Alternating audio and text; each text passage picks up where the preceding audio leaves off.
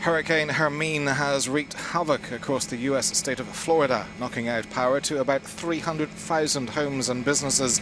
Low-lying areas have been flooded, and there are concerns about the spread of the Zika virus. Hermine was the first hurricane to make landfall in 11 years. It was later downgraded to a tropical storm, but it was still expected to cause travel disruption this Labor Day weekend. Yeah.